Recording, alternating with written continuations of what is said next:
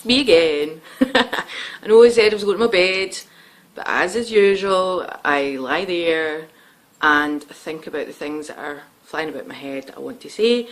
So therefore, I didn't even attempt to go to bed, and I am here talking rubbish once again. Okay, like I said in the last video, I've got several stories on the go. And another thing that I actually have is a plan with my good friend Liz. I plan to create an online kind of adventure story, like you remember those choose your own adventure stories that you used to read when you were kids. Liz and I have discussed it in depth, and that is something that's in the pipeworks as well, between myself and Liz.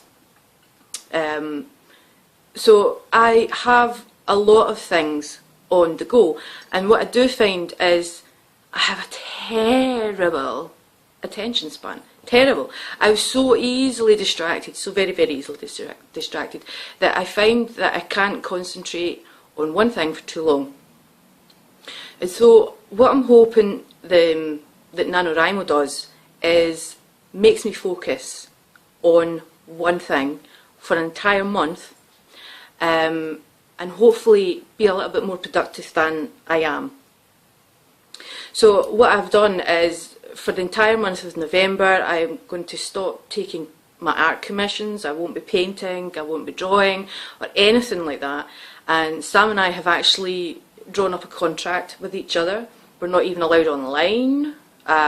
We have to pass our word goal for the day, every day, to be able to come online on a Friday for Facebook Friday, which is rather exciting. And Facebook Friday will be the night that I sit down with a nice glass of wine and catch up with the week's gossip.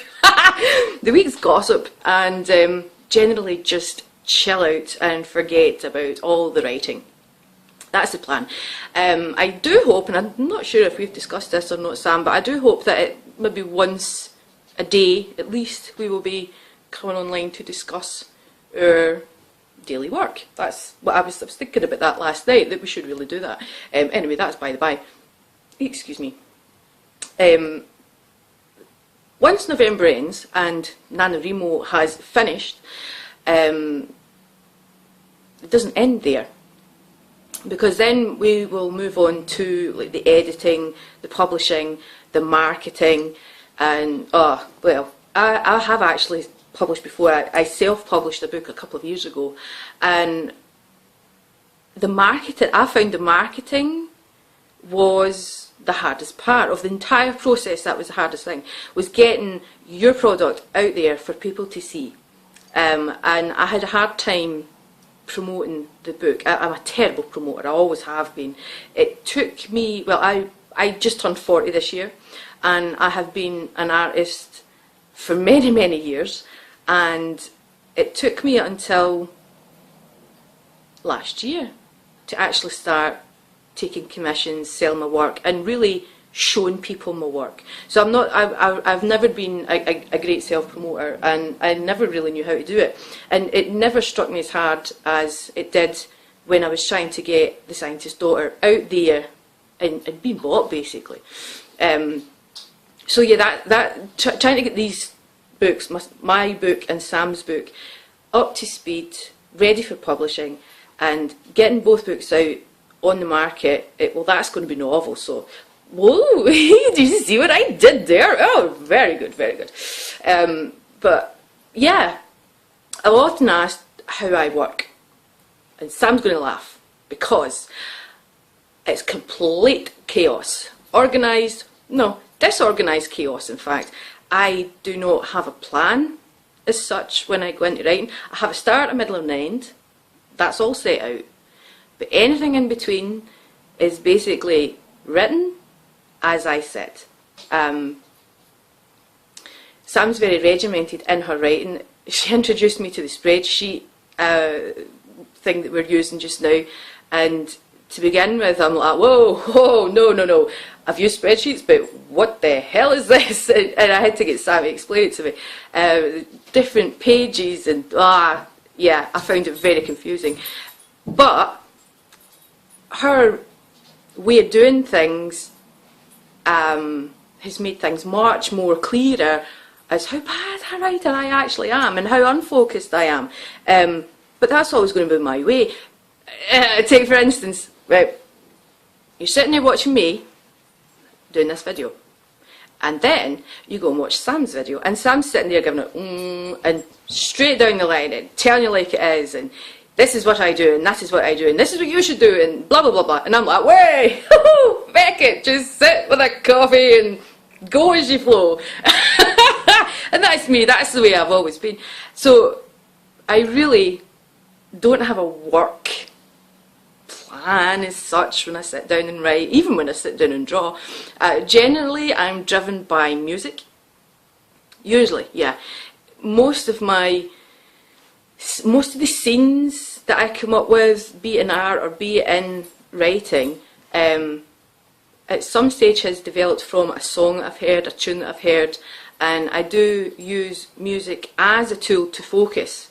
It doesn't always work, but I generally have my headphones on, clamped to the side of my ears, and up loud to block out every other distraction, which doesn't help that I actually sit in the living room and write. This is something that I'll have to think about, is whether in the month of November I'm going to move into a different room, because I don't actually watch television. I've never really been interested in television. I don't watch soaps and things like that. I think Hollyoaks was the only thing I ever got into, and even at that I don't watch it anymore, so short-lived.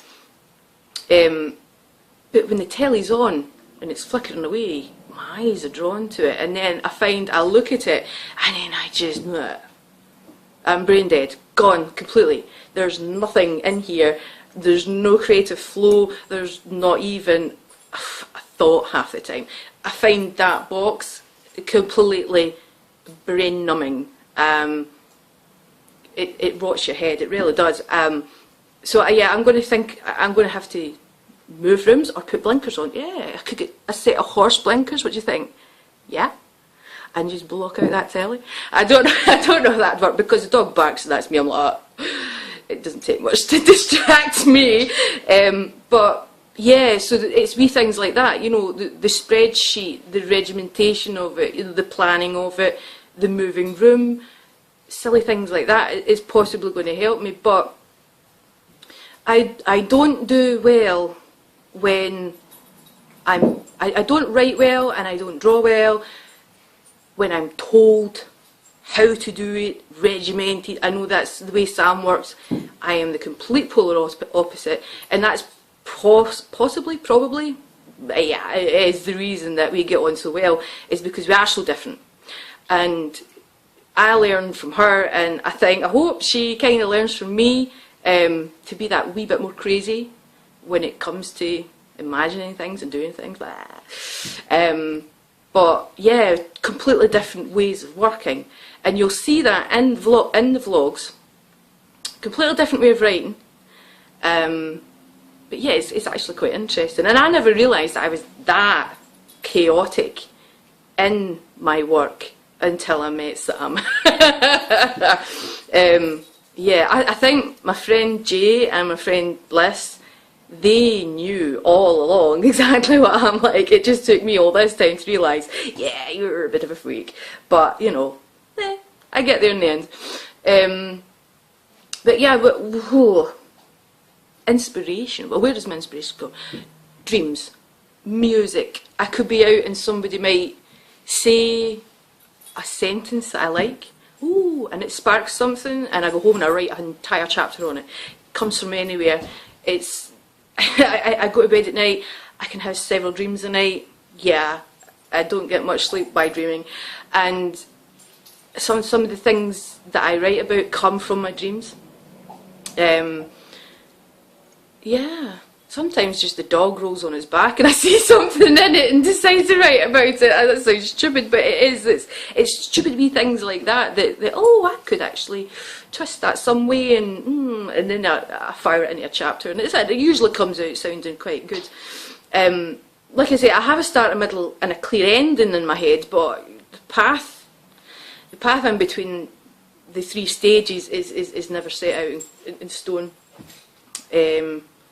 Generally just tap away at the keyboard. And my biggest problem, and Sam will verify this, my biggest problem is I can't write and not edit. I've got OCD, and I think it stems from that. It will not be rolled out until it's been edited. So I think I'm 5 or 6 chapters behind Sam just now on the story that we're writing on together, and it's doing her head in, and I know it's doing her head in, but I can't help it. And I think it was 2 weeks ago, I says, oh, I've wrote, I think it was 2,000 words or something on the chapter I was working on. And Sam's like, let me see it. And I'm like, no. And she's like, let me see it. So I was like, okay. So I fired it up. And I remember sitting there going, because it hadn't been edited, it hadn't been looked at in any way. And I was like, oh my God, it's going to be crap. And she's going to come on and say, you suck. And I was like, deal with it. And I think Sam knew how hard that actually was for me, just to roll it out there untouched and unlooked at. So that's going to hurt me during the NaNoWriMo, because part of the contract, we have the contract, part of the contract is no editing at all throughout the month, just pure writing, getting ideas down, developing the story, the characters, different things like that, but no editing whatsoever. And that is going to kill me. I know it's going to kill me, because I'm going to end up thinking, oh my God, I need to go back and look. And it's healthy to go back and look to a certain degree so that you remember what you're writing about. Excuse me again. Bella, you move the camera! You silly doggy. I'm going to find that hard. I know I'm going to find that hard, and I'm going to have to push through it and see what it takes me. I mean, it could be that I'll fire out 200,000 words. Wouldn't that be fabulous? But it's never going to happen if I sit and edit every paragraph over and over and over again. So yeah, we'll see how that turns out. But anyway, I think this might have been a little bit of a better vlog than the previous one. I have extra coffee in my system, and I do not plan to go to bed because it's way too late now. It's 12:20, so I'll be starting to pick up my son from school and different things rather soon. So yeah, I'm going to sign off and zone out. Catch you later. Bye.